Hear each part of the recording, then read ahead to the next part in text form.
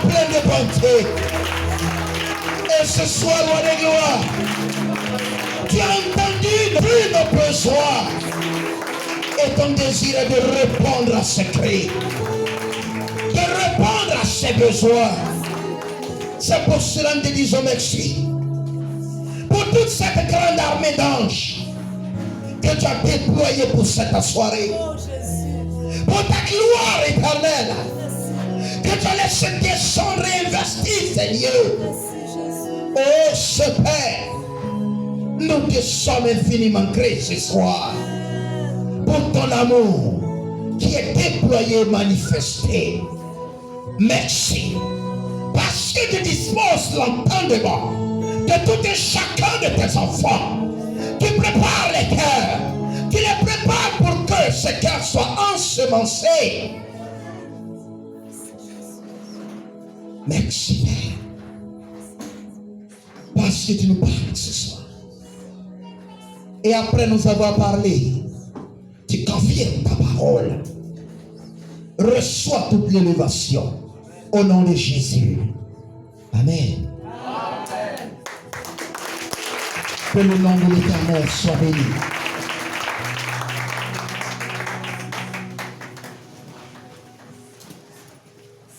Gloire à Jésus.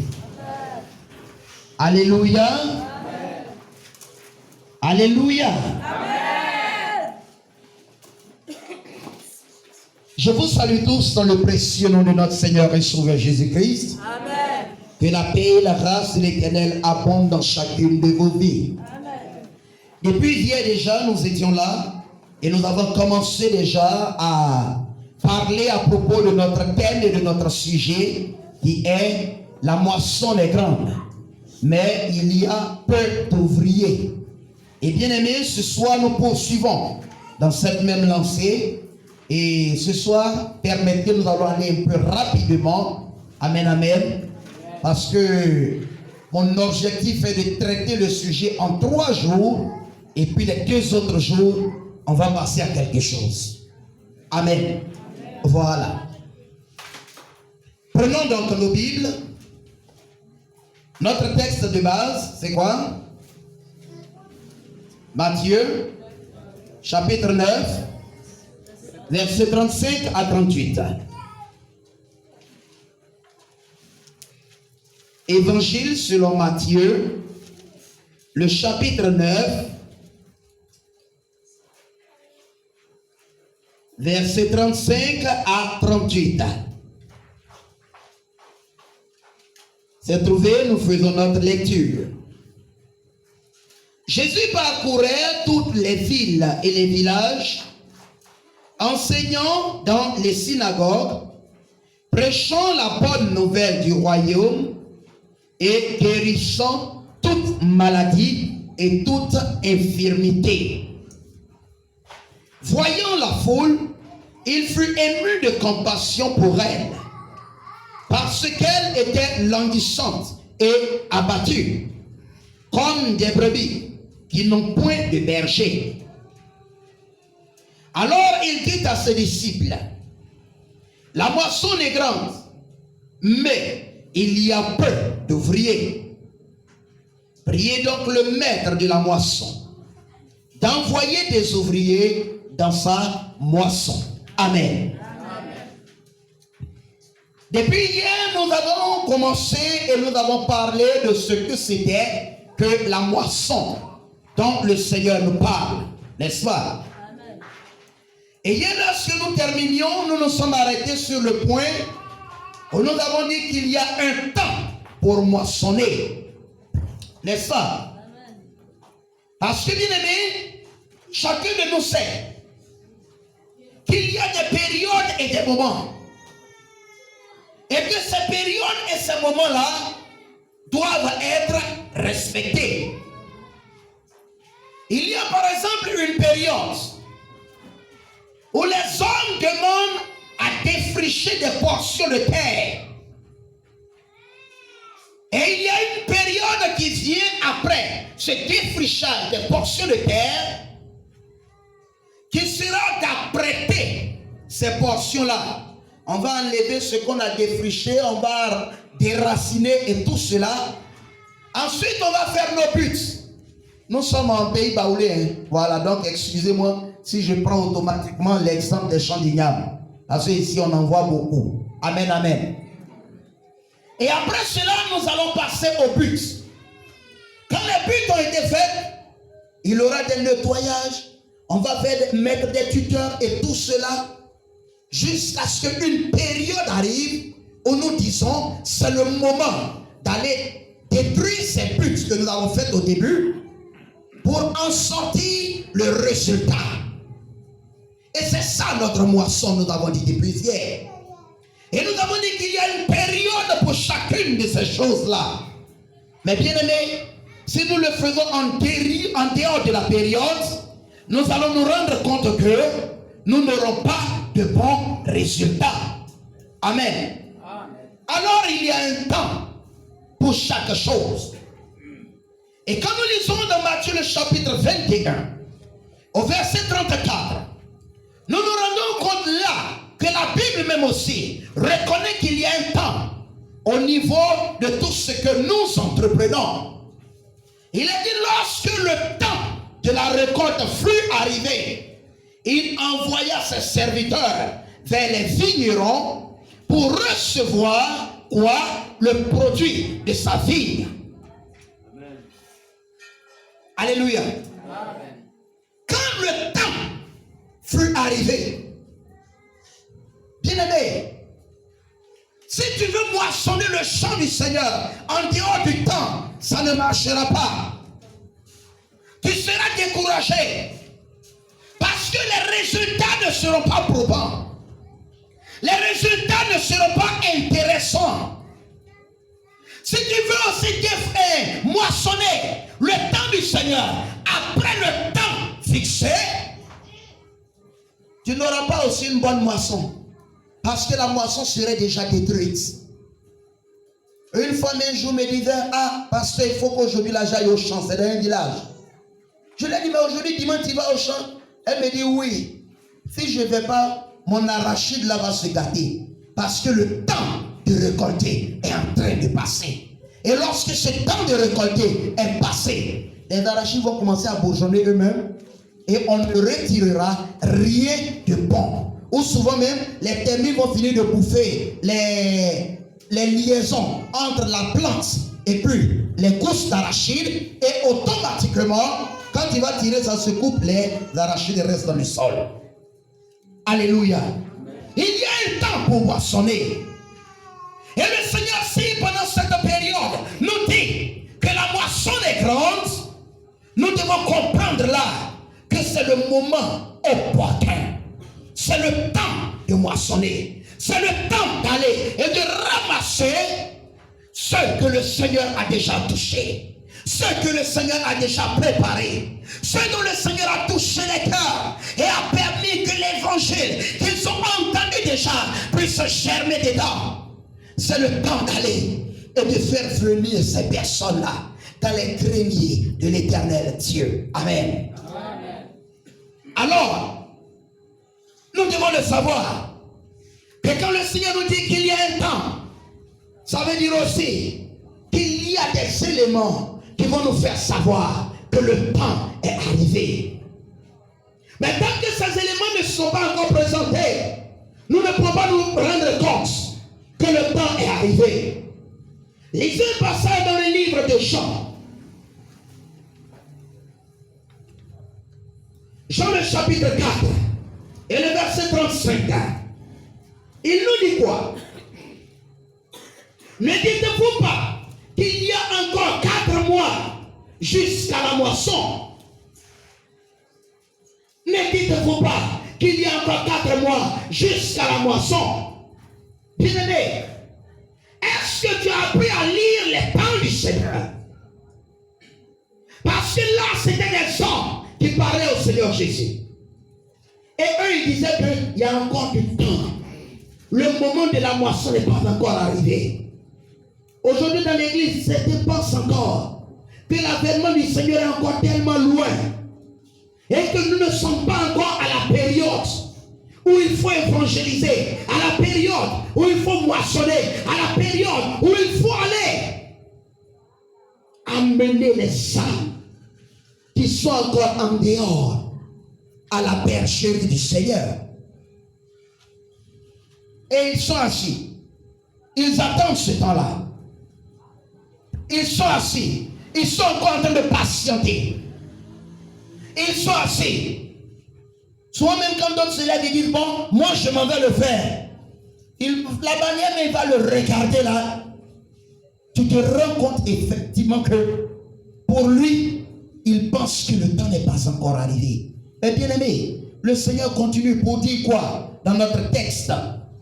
Il dit, pendant que vous pensez qu'il y a encore 4 mois avant la moisson, il dit, voici, je vous le dis, levez les yeux et regardez, les champs déjà blanchissent pour la moisson. Il dit, pendant que vous pensez que le temps de la moisson est encore éloigné, lui, Jésus, te dit ce soir que si tu prêtes bien attention, si tu regardes très bien, tu vas te rendre compte que nous sommes de plein pied dans la moisson selon le Seigneur.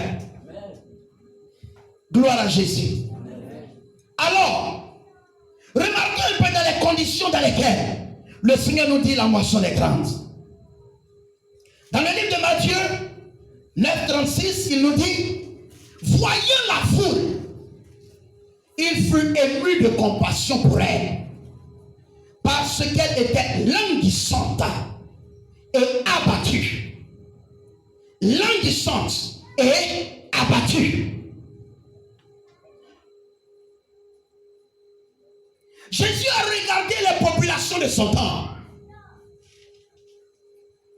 Et quand il a regardé ces foules-là, il s'est rendu compte par la manière leur visage était, leur état était. Il s'est rendu compte que c'était le moment où il fallait moissonner. Il dit c'était comment? Languissante et abattue.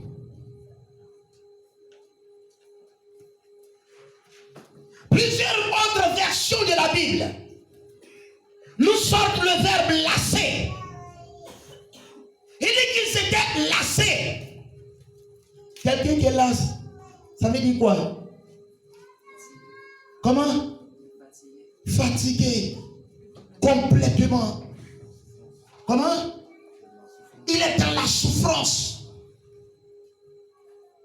Il est fatigué. Il est dans la souffrance. Mais pourquoi il est fatigué? Il est fatigué parce qu'il y a un fardeau qu'il porte, une souffrance qu'il porte, une peine qu'il porte. Il est épuisé par ce fardeau-là. Bien-aimé, quand vous parcourez les rues de Boaké, n'avez-vous pas remarqué? Ne vous êtes-vous pas rendu compte que les populations sont exaspérées? Les populations ne savent plus où donner de la voix. Dans quelle direction regarder pour pouvoir avoir une solution à leur situation?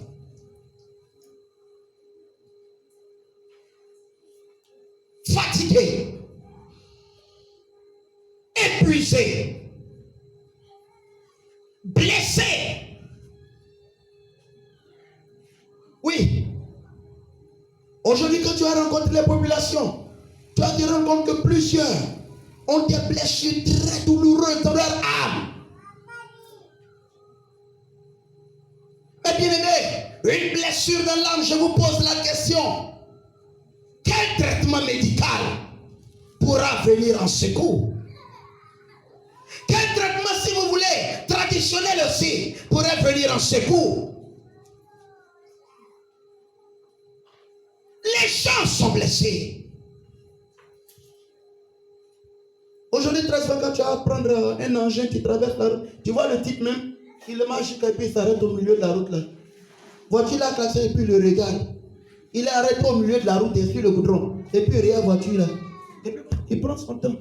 Il s'en va. Qu'est-ce qui se passe? Bien aimés, ils sont fatigués. Quand Jésus a regardé les foules, il a vu cela en eux.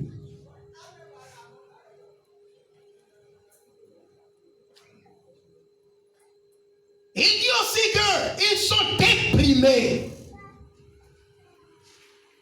Aujourd'hui, quand nous essayons de voir un peu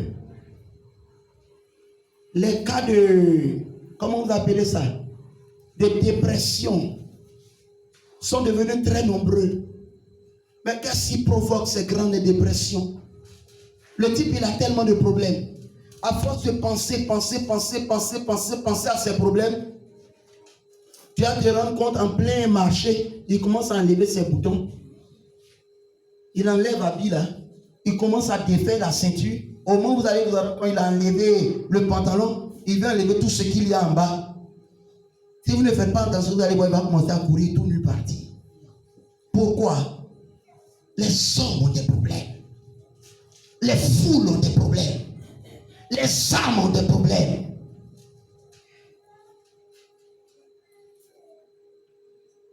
Jésus a vu cela. Ils étaient déprimés. Complètement déprimés.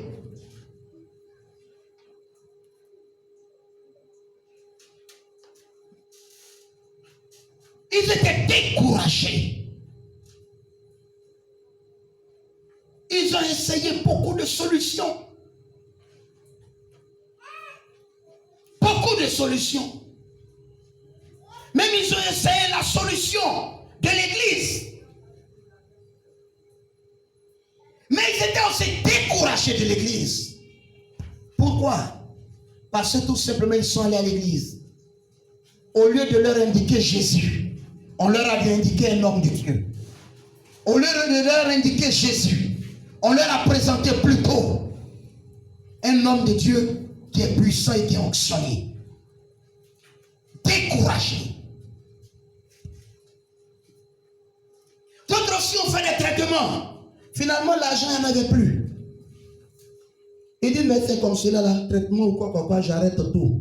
Moi-même, là, je m'apprête maintenant pour mourir. Quand Jésus a vu toutes ces personnes-là, la Bible nous dit, c'est à ce moment-là qu'il va dire, la moisson est grande. Bien-aimé, toi chrétien, est-ce que tu regardes ces populations-là?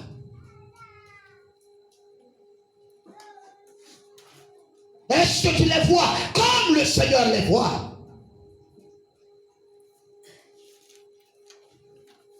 Ou bien pour toi déjà, bon, ça va pour le mieux, tu as ton petit pain, bon, ça suffit. Je m'arrête là.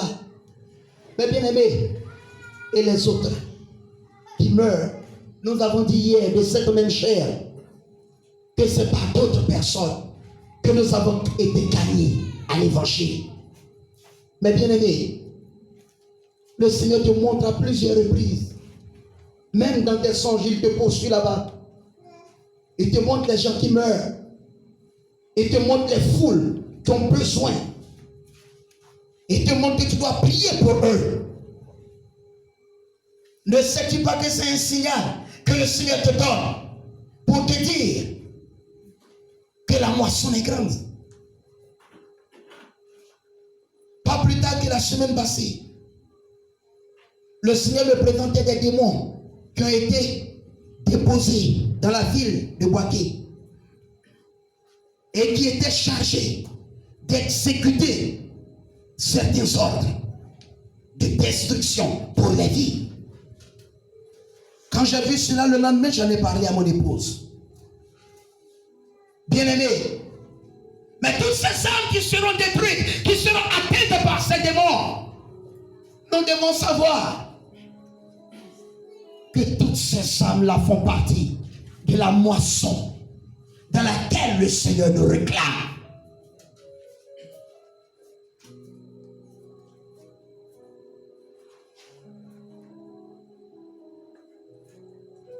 avec Jésus.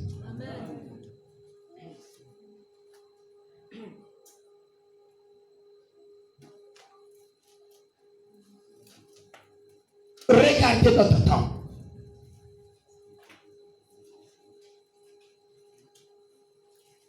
Tous les signes qui nous montrent que bientôt il sera trop tard pour parler de Jésus à quelqu'un.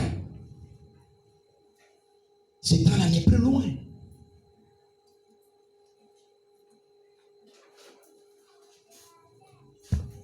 Parce que, bien aimé, actuellement, Satan est en train de mettre les bouchées doubles.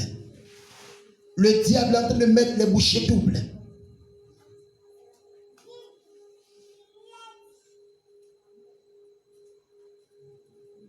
Et il s'est rendu compte déjà que s'il y a quelque chose comme le corona, ça peut fermer les églises. Ne soyez pas surpris que ces maladies encore plus graves viennent à la suite. Pourquoi? Parce que Satan a su que s'il met quelque chose comme cela, ça peut déstabiliser l'église. Le diable travaille fort aujourd'hui. Les démons travaillent fort aujourd'hui. Les agents du diable ne reposent plus leurs mains, s'il vous plaît. Mais nous, chrétiens, nous faisons quoi?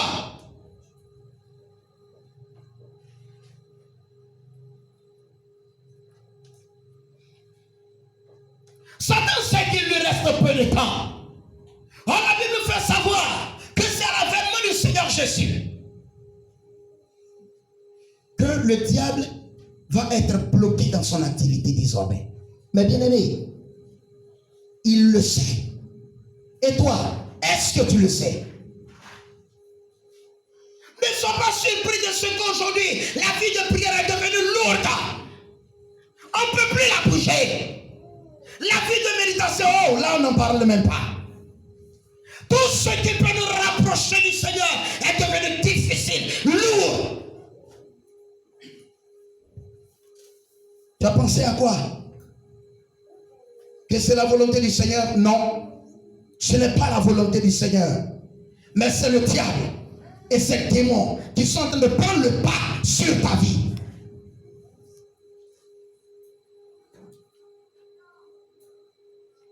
Tu n'arrives plus à prier. Tu le contrecarres comment?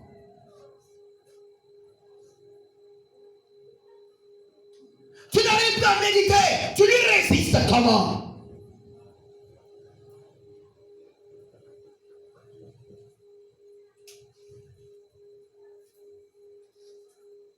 Aujourd'hui, le jour, par exemple, on dit bon, comme l'église a eu un programme vraiment long, donc le jeudi, il n'aura pas culte.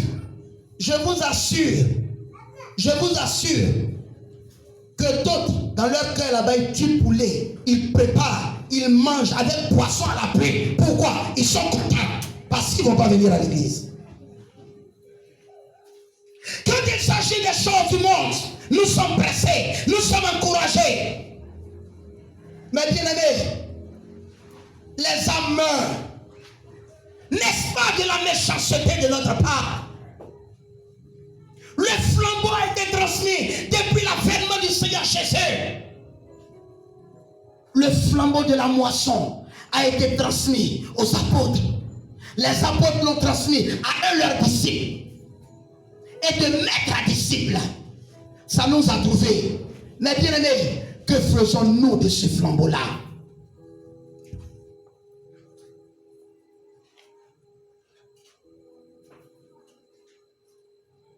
Que faisons-nous de ce flambeau-là?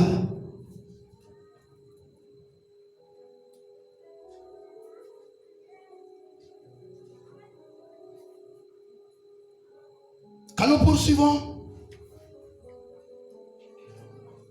nous allons nous rendre compte que la violence est devenue très grande. C'est ça, non?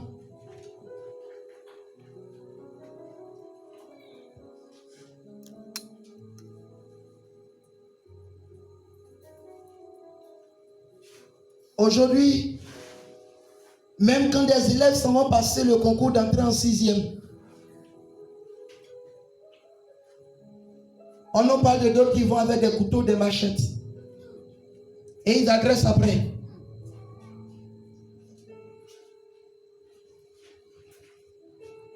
Ils agressent leurs amis. Bien-aimés, ce phénomène de machette, moi j'ai pensé que c'était seulement en Côte d'Ivoire. Hein.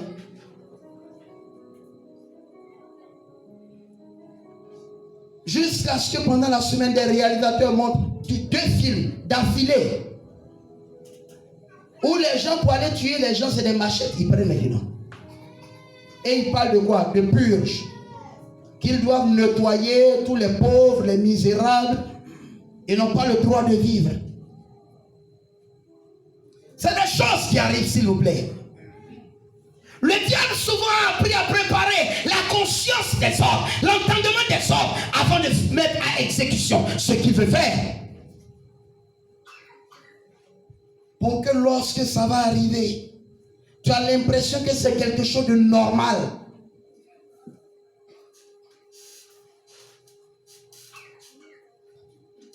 Chrétiens, pendant ce temps, que faisons-nous? Le Seigneur nous a dit quoi?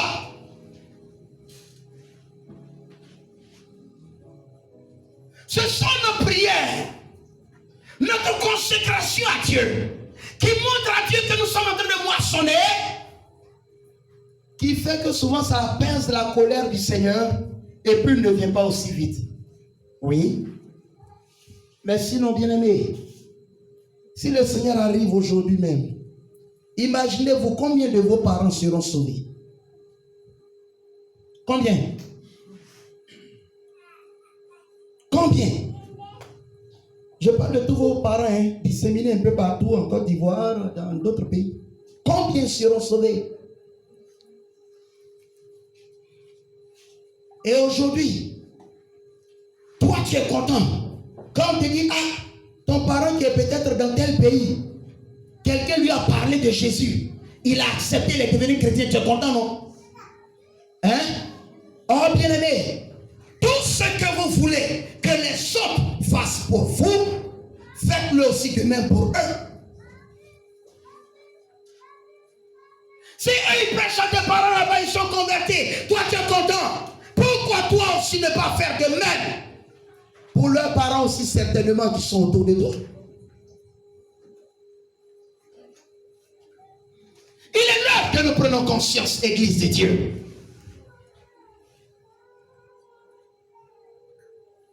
Il est l'heure que nous oublions nos querelles intestines.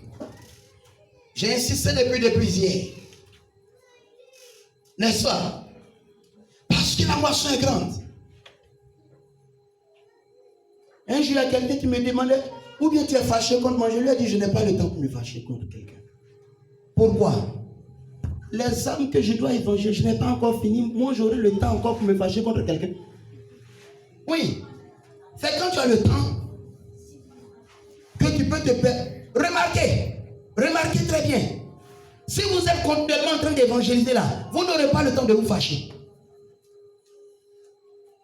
Vous n'aurez pas le temps d'aller pécher. Parce que généralement le péché vient lorsque nous sommes oisifs. Souvenez-vous de David. À quel moment il est tombé dans le péché? Ce jour-là, il a décidé de ne pas aller à la guerre. Ce jour-là, il a décidé de rester à la maison. Pendant que l'armée est à la guerre. Et c'est ce jour-là aussi qu'il va chuter. Le diable nous rend lourd. Il nous empêche de servir Dieu, d'accomplir son œuvre. Pourquoi? Parce que c'est qu'à ce moment-là, tu vas beaucoup réfléchir, tu vas beaucoup murmurer, tu vas beaucoup te plaindre, et ça va te détacher de ton Dieu. Si vous n'avez pas encore compris cela, comprends cela ce soir. Gloire à Jésus. Pendant que le Seigneur nous parle de la moisson des grandes, mais bien aimé, il y a quelque chose de paradoxal qu'ils nous dit. Comme une contradiction. Il dit la moisson est grande, mais il y a peu d'ouvriers. C'est un paradoxe. Hein? Normalement, on devait dire que quand il y a une grande moisson, c'est qu'il y a beaucoup d'ouvriers. Mais le Seigneur nous dit malheureusement qu'il y a peu d'ouvriers.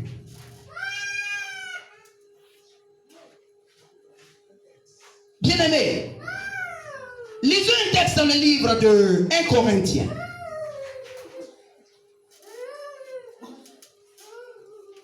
1 Corinthiens, le chapitre 9 et le verset 16. L'apôtre Paul avait compris que la moisson était grande à son temps.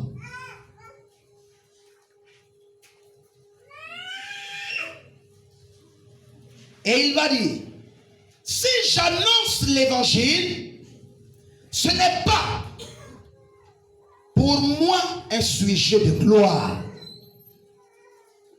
car la nécessité m'en est imposée. Paul dit, c'est une nécessité, c'est nécessaire. Ce n'est pas annoncer l'évangile, moissonner pour le Seigneur. Ce n'est pas que on va le faire pour taper notre matrice. Non, c'est moi qui ai moissonné, c'est moi qui ai envoyé beaucoup d'hommes. Non. Mais, il dit que c'est nécessaire. C'est important. C'est important. C'est important pour qui? C'est important pour toi-même qui va moissonner. Parce qu'à ce moment-là, tu seras récompensé par le Seigneur. C'est important pour qui? C'est important pour le Seigneur Jésus. Parce qu'à ce moment-là, il ne serait pas mort sur la croix en vain.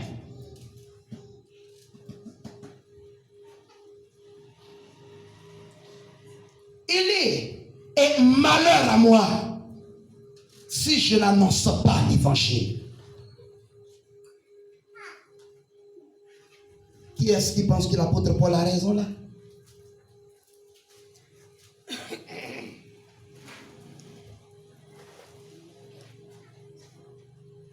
Levez la doigt, levez la doigt, faites-le, levez la doigt.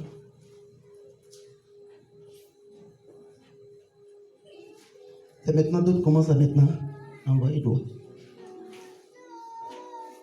Alléluia. Je ne fais que prêcher. Cette prédication, tu dois la mettre en pratique. Sinon, elle servira à ton jugement demain.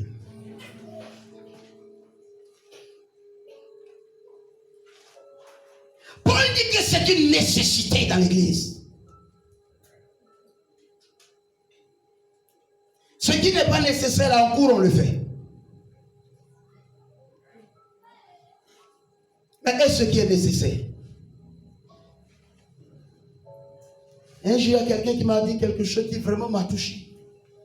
Il dit, mais même si tu es sauvé, et que pendant que tu es au paradis, pendant que tu veux danser pour te réjouir, n'oubliez pas, hein, le Seigneur dans sa parabole a dit quoi? Il dit que l'homme riche était en enfer, et puis il a vu qui? Lazare. Où?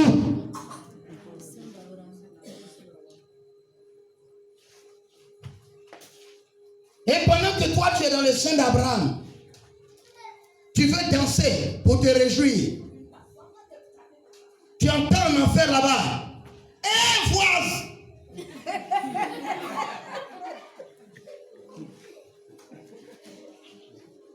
Donc tu savais qu'il y avait un endroit comme ça, puis tu m'as laissé moi ici. Bien aimé, est-ce que tu pourras danser encore?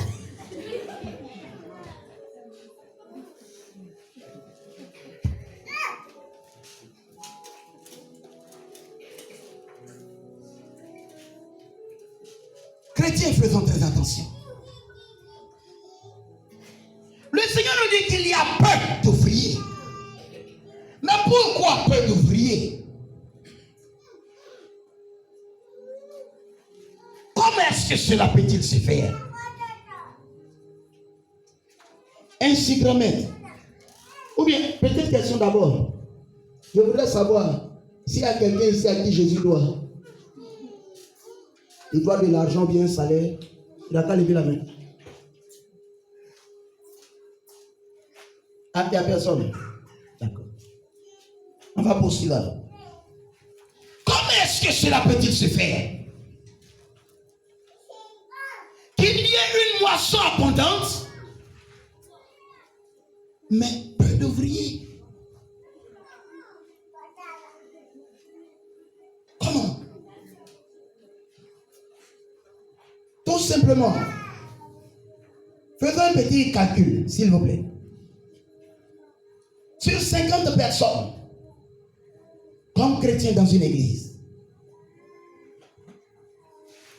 nous allons nous rendre compte que 20 sont simplement des personnes, bon, ils n'ont rien à faire. Donc ils sont à la maison, comme ils sont seuls, comme il n'y a rien à faire, bon. Donc je vais aller simplement m'asseoir à l'église là-bas pour entendre les chants là aussi, bon. Et puis là, bon, ça va me permettre de perdre mon temps avant de partir à la maison. Donc il reste combien de chrétiens déjà? Il reste 30. Ok. On poursuit. Sur les 30, 10 ont un objectif détourné, où ils travaillent pour leurs propres intérêts. C'est-à-dire, eux, ils sont là. S'ils doivent travailler, c'est pour pouvoir recevoir quelque chose. Ils sont là parce qu'ils ont vu une go qui leur a plu. Donc, je vais essayer d'être chrétien. Je vais essayer de m'asseoir là-bas aussi. Peut-être que je vais lui taper dans l'œil. Ou bien aussi, j'ai vu un gars. C'est la même chose. Ou bien encore, comme j'ai vu le frère là, il travaille. Donc, comme il est bien placé dans son service là-bas, je vais essayer de partir. C'est peut-être que bon, après il va accepter mon dossier et puis il va me trouver un petit boulot là-bas. C'est ça donc? Comme à l'église là, on aide. On aide, vraiment. Vraiment, on aide. Donc au moins si je suis assis là-bas, le jour où je n'ai pas mangé, ils vont me donner à manger. Le jour où je n'ai pas quoi? Habit, ils vont me donner habit. Le jour quoi encore? J'ai problème pour payer mes loyers, mes factures. Je suis malade, certainement ils vont payer mon ordonnance. Donc, ça fait moins 10. Il reste combien? 20. On poursuit. Au niveau de ces 20 maintenant, 10. Eux, un jour le pasteur prêchait. Il leur a parlé mal. Donc, depuis 1910, ils ont gardé ça dans leur cœur. Ça fait 10 ans, ça est encore là. Ils sont dans la frustration. Dans ce groupe de 10 encore, il y a certains qui, eux, ont commencé à négliger les choses de Dieu. Non, depuis là, moi j'ai dit, bon Seigneur, c'est un deal entre nous deux. Je te sers, toi tu me bénis, mais je l'ai servi, je ne vois rien. Donc eux, ils ont commencé à négliger. Dans ce même groupe de 10, il y a aussi certains qui eux sont découragés. Non, ça fait 4 ans, je suis venu à l'église. Mais quand je venais, j'étais malade. Jusqu'aujourd'hui, j'étais malade. Donc ils sont découragés, ils sont assis là. Même quand Pasteur Watt est ici, dit bon, on va se tenir debout. Ils ont envie de prendre leur portail et de le lapider. Pourquoi? Ils sont découragés. On dit on va prier, lui il est assis là. On dit on va chanter, lui il est assis là. On dit allons évangéliser. Toujours dans la même position. Découragé. Dans ce même groupe de 10, il y en a qui sont dans l'abattement et d'autres même ont rétrogradé. Et ils sont assis là.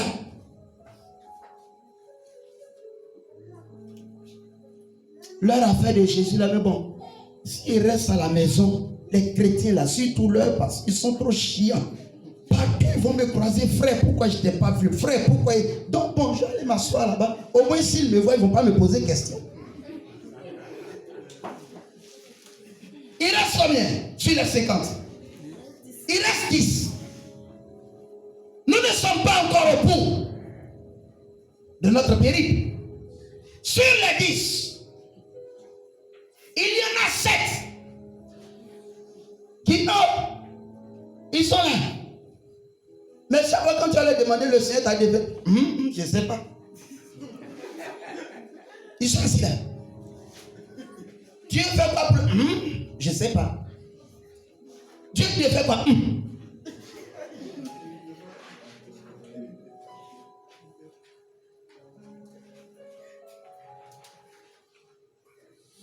7. Je ne sais pas.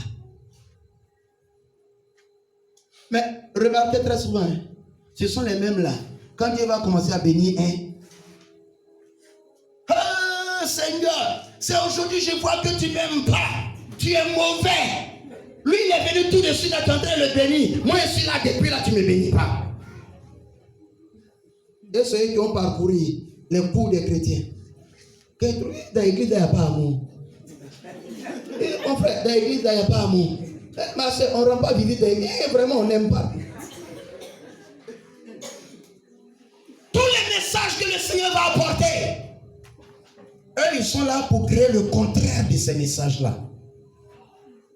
Bien-aimé, celui qui n'assemble pas avec le Seigneur Jésus-Christ disperse avec le diable.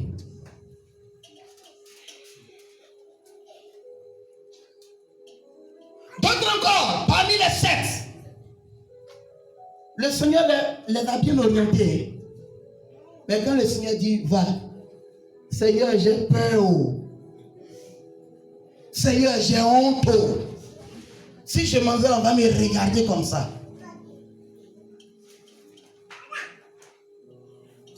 Il reste combien? 3. Et souvent sur toute cette foule de 50 personnes, c'est les 3 là qui se décarcassent pour servir Dieu. La moisson est grande, mais il y a peu d'ouvriers. Un ouvrier, c'est qui?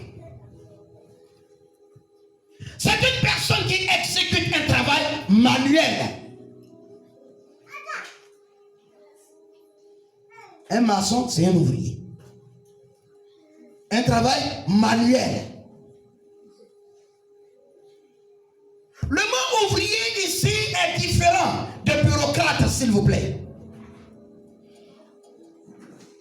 Un bureaucrate, il ne fait pas partie de notre mot ouvrier. Mais pourquoi le Seigneur a visé ce mot ouvrier? Bien-aimé, le maçon, quand vous le trouvez, qu'est-ce qui se passe? Qu'est-ce que vous remarquez sur son visage? La sueur, le ciment. Souvent même jusqu'au soir, quand il va à la maison, il marche comme ça. Tellement il s'est abaissé, soulevé, brique, ça. Finalement, là, il est bloqué. Il marche en courbé.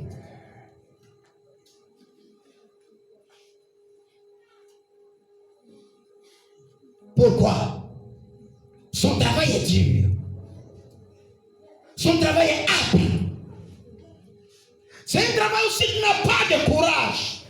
Tu ne peux pas. Et le Seigneur dit, lui, c'est des ouvriers qu'il veut. On pourrait dire, comme le monde aujourd'hui, des personnes qui se mouillent le maillot.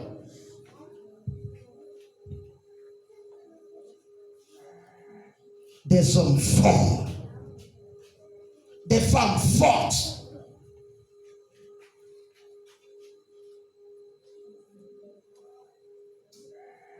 Quand j'ai commencé à faire l'électricité, j'étais avec un patron. Et un jour, le premier jour, le tout premier jour, je suis parti. On a fait les travaux. Et le lendemain, je devais le trouver à 6h du matin à la maison pour que nous partions. À 6h, moi, il me voit me taper à son portail. Il m'a regardé jusqu'à.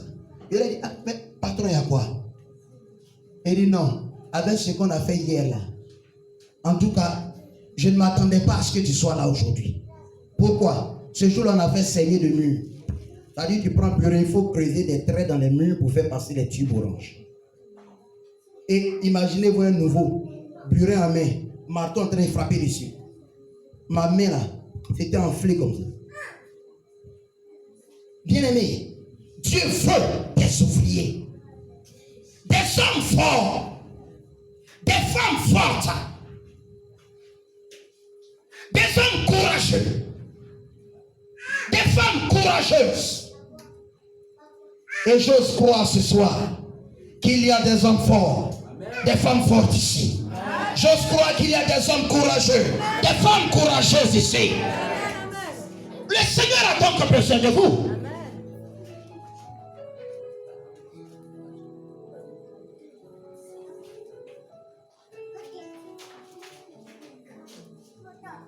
Il a besoin de vous. Ouvriers et ouvrières. Mais tenez-vous bien. Un ouvrier aussi est différent des manœuvres.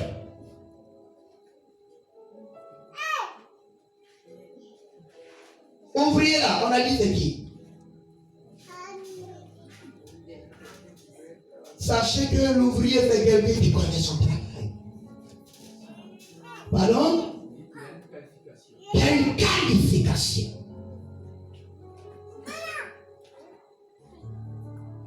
L'ouvrier, il a étudié ce travail-là. Il connaît le travail, il maîtrise le travail. Mais le manœuvre, et très souvent on les appelés des journaliers quoi. Ça dit, il arrive le matin, ils sont rassemblés en groupe là. L'ouvrier arrive, il dit aujourd'hui j'ai besoin de 3 personnes pour m'aider. Il vient parmi lui, il dit bon, hey, toi, venez. Et pendant que les 3 rentrent, les autres sont assis là, ils regardent. Pourquoi? Et quand ils entrent maintenant, il va lui dire bon, toi. Oh, il dit, tu as mouillé ciment. Il ne m'a pas pris mouillé ciment là comment? Il dit, bon, tu as fait comme ça, tu as fait comme ça, tu as fait comme ça. Toi, tu as ramassé briques pour venir. Toi, quand le ciment est prêt, tu vas prendre, tu vas mettre dans la gamelle pour moi. Et puis quand ils finissent leur journée, on leur donne leur argent. C'est pas sûr que demain on va les prendre encore. Quand il arrive là, si on lui dit soulève briques, c'est briques là, il va soulever. Si on lui dit mouille ciment, c'est ça il va faire. Donc même on leur dit aujourd'hui là, toi, tu vas faire la navette entre le robinet et puis le ciment ici. Il s'en va, il puise l'eau, il envoie. Il s'en va, il puise l'eau, il envoie. Lui, c'est le travail qu'on lui a donné. Le manœuvre n'a pas une qualification réelle. Dans son état de manœuvre, bien sûr. Quand il arrive, je vois l'homme de Dieu qui fait ça. Si c'est lui qui était là, il allait mieux vous décrire cela. Parce que je connais son parcours. Bien aimé. Donc le manœuvre là, quand il arrive là, lui n'a pas. Donc ce qu'on lui dit, il fait ça et puis bon. Le soir arrive, on lui donne les miettes qu'on lui doit et puis bon, il s'en va. Mais l'ouvrier, lui, il est qualifié. Et bien aimé, aujourd'hui que nous regardons dans l'église, nous nous rendons compte. On a dit qu'il y avait combien d'ouvriers? 3 ouvriers sur les 50 personnes. La plupart sont des manœuvres. Oui. Beaucoup sont des manœuvres dans l'église de Dieu. Mais ce n'est pas manœuvre. Tu veux toujours qu'on te dise fais avant de faire. C'est que tu es manœuvre. L'ouvrier là, lui, il est qualifié. Quand il rentre là, il sait que c'est ça là, j'ai appris à faire. Il se dirige et puis il fait.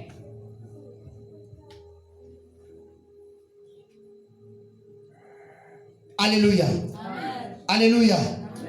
Ma prière est qu'au sortir de ce moment-là, tous les manœuvres passent au grade d'ouvrier. Et que les ouvriers aussi passent en maître ouvrier.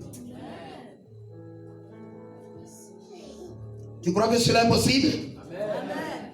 Tu crois que cela est possible? Amen. Alors salue le Seigneur ce soir.